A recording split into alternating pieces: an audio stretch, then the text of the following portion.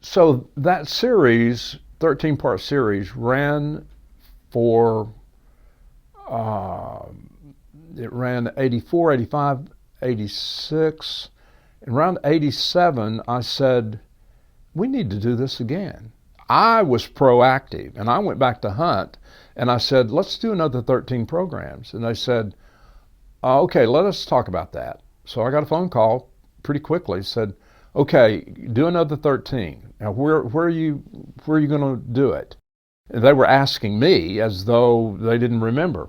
So I said, I have a director that I work with at WFAA-TV in Dallas, and I want him to direct the show, and we'll do it at a production company in Dallas. And so they said, okay. They didn't ask about numbers or anything. They just gave me the green light. So we did another 13 in 88, and they went on the air pretty quickly. And then both series, then I had 26 programs, and they kept repeating them. Obviously, they had to keep repeating them. But from 84 to 1996, 12 years, I was on public television every week for 12 years. There was no internet, if there only had been an internet then. But the blessing there was, it then put my name out there in front of the entire United States. I still have people with teenagers in tow saying, I used to watch you when I was in junior high school. So there are people out there everywhere who still remember that. And after 12 years, they pulled it.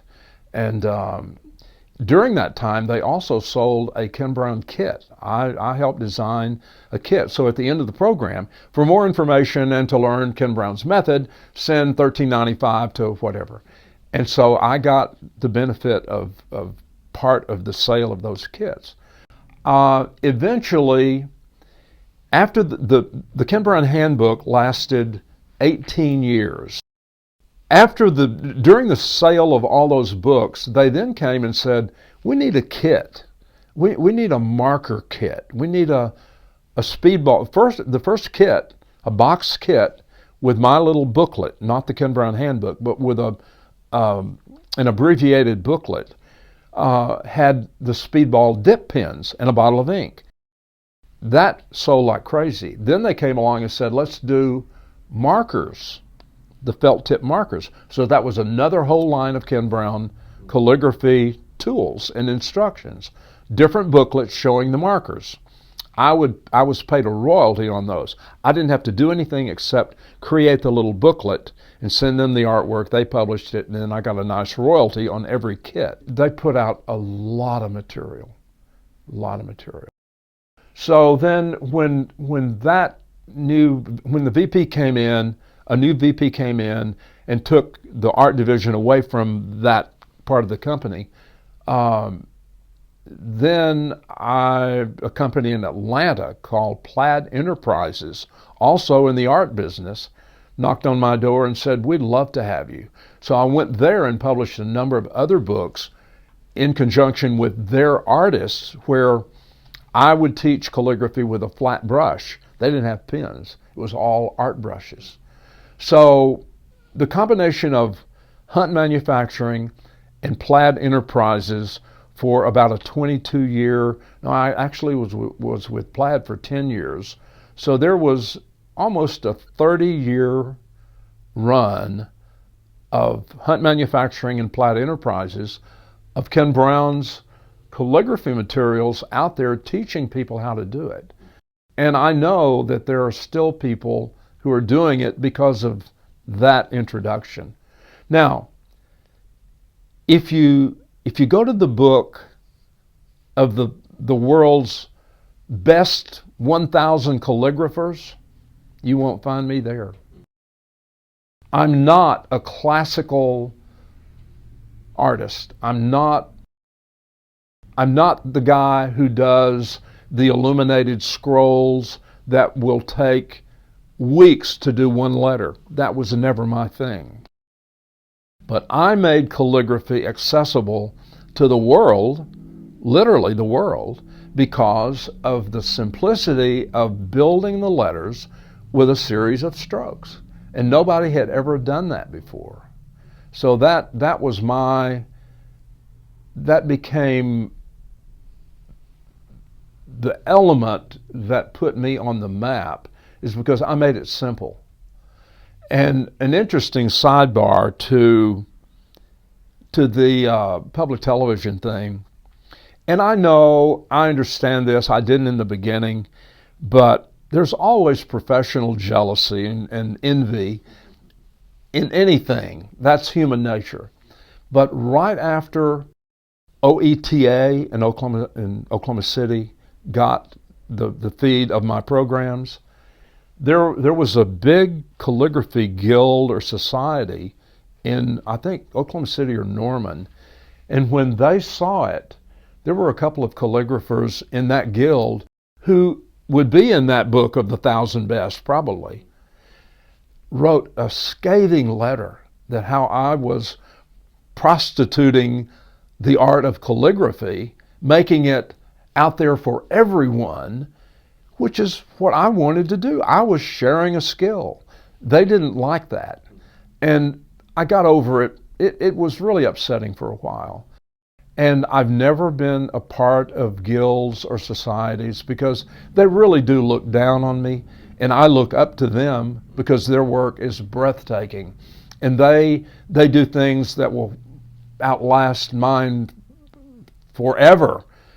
But I created a way that the average individual with no artistic ability, with no handwriting, special handwriting, nothing special about their way with a pen or a pencil, I made a method available to everyone from 7 years to 93, and that's the range I've taught, to do beautiful lettering that is not exquisite, that is not in the museums, but it's something usable and beautiful that becomes heirlooms. I've done things, and other people have done things that will be around for decades and decades. The thing that attracted me to beautiful lettering, I mentioned the architect, the shade tree architect, and I had a job during high school, and this may be even more an important element than the cursive writing in third grade and the other. I worked at a department store in Hugo, a big department store. Men's side, one half the store, women's side on the other half. You could buy anything, any kind of clothing at all. So I worked there during high school. I went there between junior high and freshman, and worked all the way through high school, a few hours a week and all day Saturday. And in that store, there was an old gentleman, he probably was 50, who was responsible for all of the signs. There were no printed signs. There were no computer laser printed. Every sign for the Levi's and the shirts and the socks and the Fruit of the Loom had a little chipboard sign, white paper, and he had an old coffee can full of brushes, old crusty brushes, and bottles of paint that were all crusty and dried out. But when it came time for signs, he would wash out his brushes, dip it in there, and make these beautiful strokes on these signs. And I remember going up and standing by his side watching him paint those signs. And I never asked him, we never talked, I never asked him, well, how do you do that? How do you make those letters? But there was something about it that was so intriguing that freehand, this old gentleman could take an old ratty brush and an old crusted bottle of tempera and make graceful letters, Levi's 375. And I think that, along with third grade and sixth grade, the architectural house plans, those three things must have been printed on me. I have no artistic ability, as I said earlier. I've never sketched. I'm just lost with trying to draw. But I loved being able to print pretty. Everybody loves beautiful handwriting. You know, when you get a letter from someone, if it's handwritten, a birthday card, you take a second and notice if it's pretty. You also notice if it's ugly. And so much of it is ugly that most people do.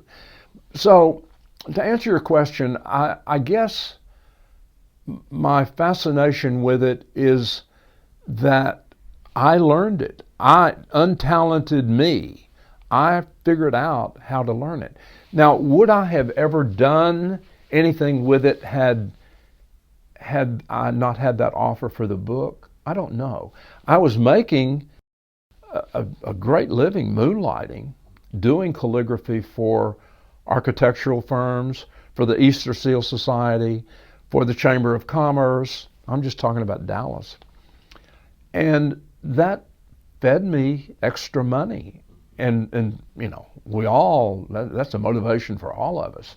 So being able, through a long process of just working it and making it happen, with no plan. I had no business plan. I had no dreams of being a full-time calligrapher. I look back and it is totally amazing how, as Steve Jobs said, how the dots all connect. He was famous for a lot of things, but one of the things that fascinated me so much through the years since he made his commencement speech at Stanford, where he's connecting the dots. He talks about you can't look ahead, you can only look back and see what event led to the next event and how you connect the dots.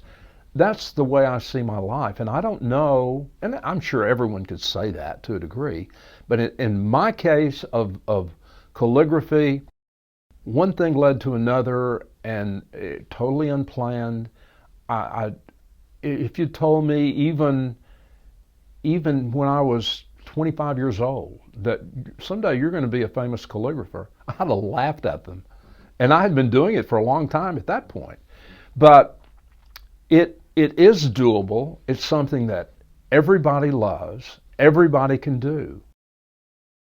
One other little side story, only about 5 years ago, I got a phone call in this office, this studio, from a woman, and she said, "Ken Brown, I can't believe that you are in the same area where I live. I've been here for a long time, and I didn't know you were here." I said, "Well, who are you?" She gave me her name, and she said, "I was a calligrapher in Reagan's White House. I did calligraphy for Nancy Reagan and for all the state dinners and all that." And she said, "You know where I learned? My first exposure to calligraphy was the Ken Brown Handbook." And I said, "Don't tell me that. I don't know, honestly." And she took my building blocks, and then she went on to the flourishing and the fancy illumination and all that, which has no interest. I have no interest in that. I'm married to a woman who can do that. If I need my lettering, there's an example right there. If she wants, if I want something flourished, Gail's the artist. I am more of a mechanic. I'm the guy who put the pieces together to make the watch tell time. And it's a series of strokes that anybody can learn. It is ultra simple. So this woman named Lucia Guerrero, she said, "I got the Ken Brown book and I learned calligraphy and went on and learned how to grow it enough to be hired by the White House." Now, I don't know of a better star in my crown than that, but that's my story. It's a love of something. If I had had the passion to become a violinist, I think I could be a pretty good violinist. But that wasn't where my love was. That wasn't where my interest was.